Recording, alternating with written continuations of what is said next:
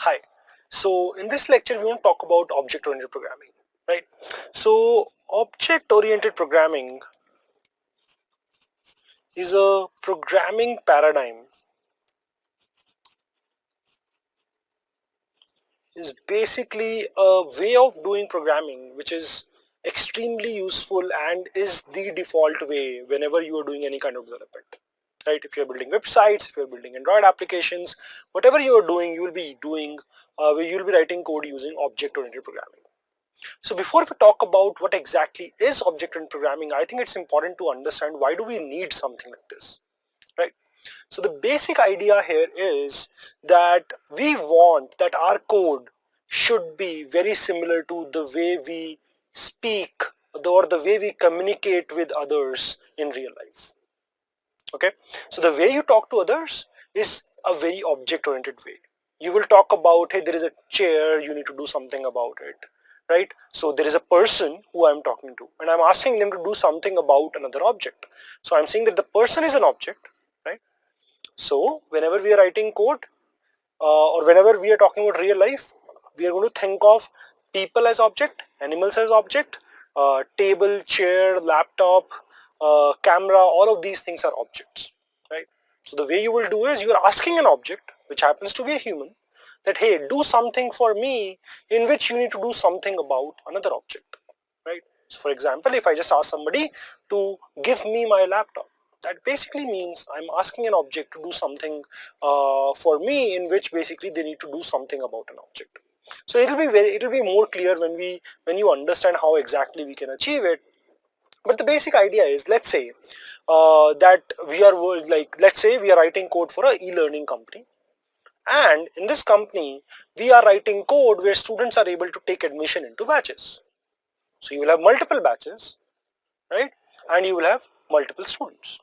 So what I want is, if a student is taking admission in a batch, then my code should look something like this. Batch dot give admission, it takes a student from us, right? So now if you look at this line, it's absolutely clear what this line is going to do, right? So here what is happening, this is an object, right? There's not a physical object. Like if I talk about that there is this e-learning company which has a lot of batches, then each batch I'm calling that batch as an object.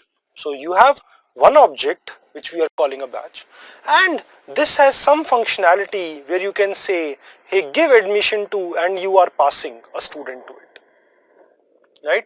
Looks like a function, give admission, and it's taking an argument student from us. So our code should basically look like this.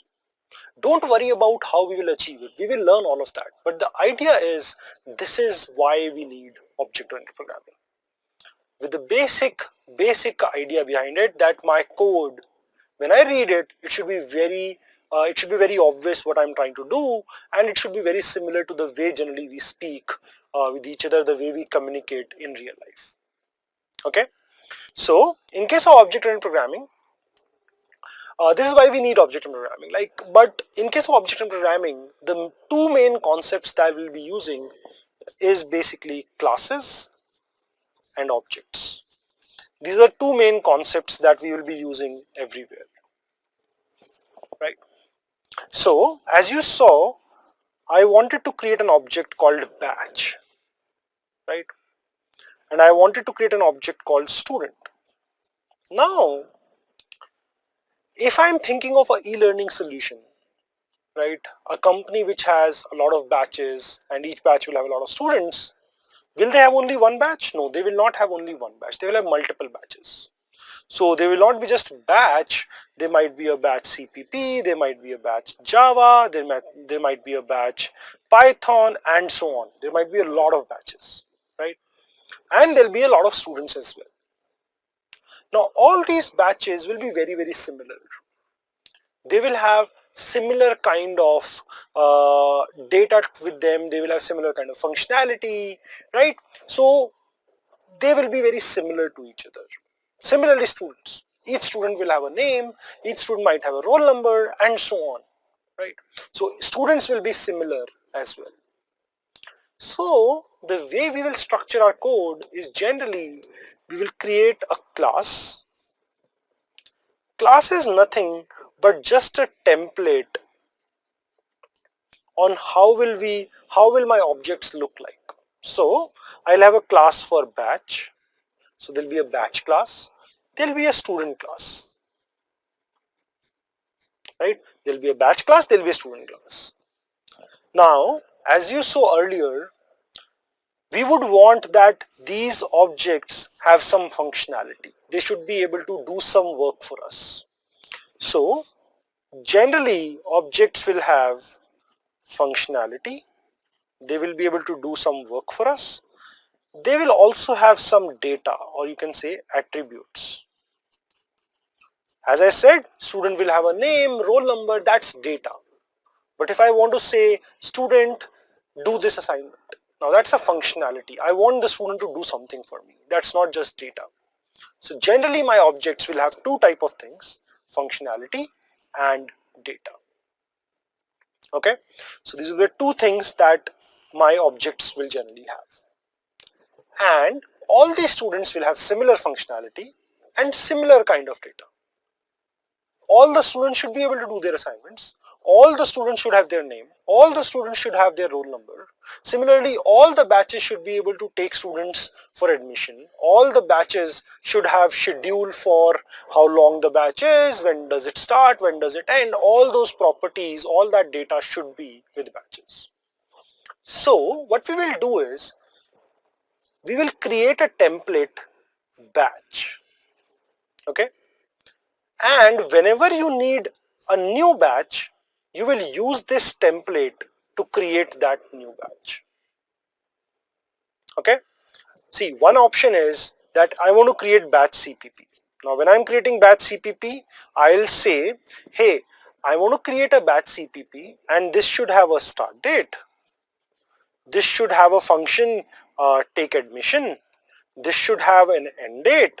This should have so and so on, so many properties and so many functionalities. And when I create batch Java, then I'll repeat this. Hey, batch Java should have a start date. Batch Java should have a function take admission. It should have an end date and so on. So that's an option that I can go ahead with. But the problem with that is that every time I create a batch, I need to mention what all attributes, what all data it should have, and what all functionality it should have. I don't want to do that. What I want is that I'll define it once, that how does a batch looks like? What are the properties of a batch? What are the functionalities of a batch?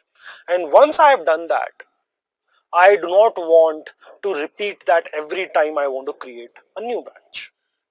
So I should be able to simply create a new batch by using some code, some syntax, without saying that these are all the data points, these are all the functionality that I need in this particular batch.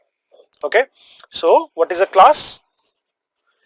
Class is basically a template which will tell you what data, what kind of functionality such objects should have. Okay, so this is a template. What is an object? Object is basically an instance of this class. So in our code we will create a class. Now whenever you need an instance of this class, you will have to find a way to create an object of that class, right? So we create a template once. You need batch 1. Hey, you create a batch 1 by using this template and you will have all the same data points, all the same functionality. You want another batch? Sure, go ahead, create batch 2. Now this is a class which is only one, but you have multiple objects of the same class. So these individual instances are called objects and this template is called a class. Okay, that's what we will use to write code in object-oriented programming. Okay, so in the next session we'll create a sample class and we'll see how we can create objects from that class. That should give you a lot of clarity, but the basic idea is that we want our code very, very intuitive. We want it to be absolutely intuitive, where we are able to say stuff like batch.takeAdmission and pass a student to it, right? As if your code starts looking like that, I think it will be much more readable. It will be a lot more intuitive as well. Okay, so that's what we want to achieve, and from the next session we'll start looking at how can we achieve that. Okay, perfect. Thank you.